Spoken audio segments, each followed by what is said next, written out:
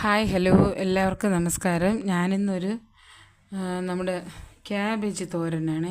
ക്യാബേജിനെ cut ചെയ്ത് ഒരു സവാളയും 2-3 പച്ചമുളകും ചെറുതായിട്ട് കട്ട് ചെയ്ത് ഇച്ചിരി കറിവേപ്പിലയും കൂടെ ആയിട്ട് ഇങ്ങനെ ഞാൻ അടുപ്പിൽ ചട്ടിയിൽ വെച്ചിട്ടുണ്ട്. ഇനി നമുക്ക് അടുപ്പ് കത്തിച്ച് കൊടുക്കുക.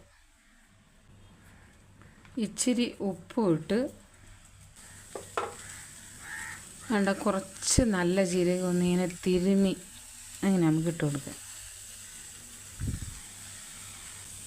ഒന്ന് ലേശം വെള്ളം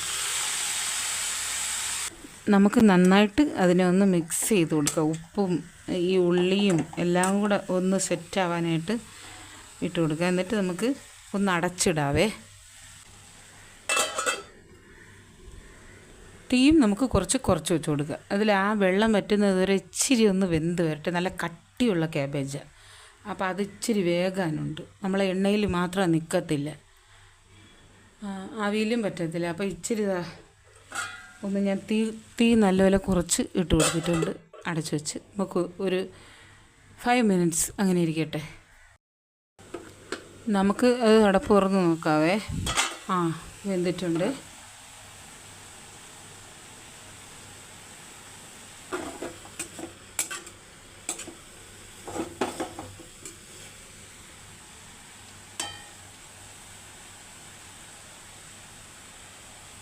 ഇനി ഇത് ഞാൻ ഇച്ചിരി തേങ്ങ എടുത്തിട്ടുള്ളത്. തേങ്ങ ഇപ്പോൾ ഞാൻ ഒരുപാട് കുറയ്ക്കുക. ഇച്ചിരി തേങ്ങയും നല്ല ജീരകവും കറിവേപ്പിലയും ഒരു ലേശം മുളക് പൊടി. നമ്മൾ പച്ചമുളക് ഇട്ടിട്ടുണ്ട്, എങ്കിലും ഒരു ചെറിയ ഒരു കളറിന് വേണ്ടിയിട്ട് ലേശം മുളക് പൊടി. ഇതെല്ലാം കൂടെ നമുക്ക് ഇങ്ങനെ കൈ കൊണ്ട് തന്നെ നന്നായിട്ട് തിരുമ്മ. ഉപ്പ് അപ്പോഴിടാത്തവർക്ക് ഇത് തിരുമുന്ന കൂട്ടത്തിൽ കൂടെ ഉപ്പിടാവേ.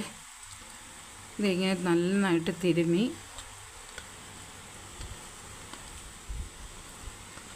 ചേർത്ത് കൊടുത്ത് നമുക്ക് ഇതിനകത്തോട്ടിടാം.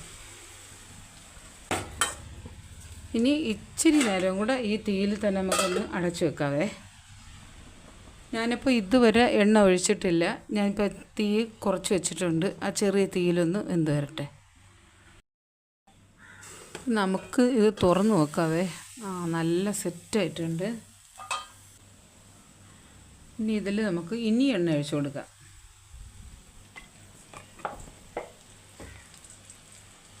പച്ച വെളിച്ചെണ്ണയാണ് ഞാനിത് ഒഴിച്ചു കൊടുത്തത്. കടുക് താളിക്കത്തൊന്നുമില്ല ഞാനിതിൽ.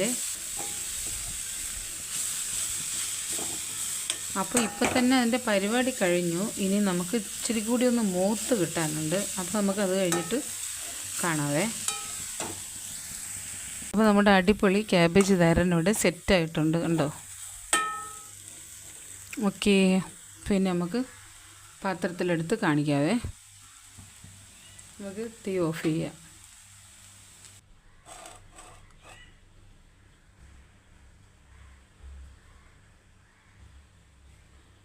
അപ്പോൾ നമ്മുടെ അടിപൊളി ക്യാബേജ് തോരൻ ഇവിടെ സെറ്റായിട്ടുണ്ട്. എല്ലാവരും ഒന്ന് ട്രൈ ചെയ്ത് നോക്കുക. ചോറ് കഴിക്കാനായിട്ട് ഒരു പുളിശ്ശേരി കൂടെ ഉണ്ടെങ്കിൽ സൂപ്പറാണ്. വേറെ കറിയൊന്നും വേണമെന്നില്ല. ഇതുപോലെ ഒന്ന് ട്രൈ ചെയ്ത് നോക്കൂ എല്ലാവരും. അപ്പോൾ അടുത്ത വീഡിയോ ആയിട്ട് കാണുന്നവരേക്കും ഓക്കെ, താങ്ക് യു.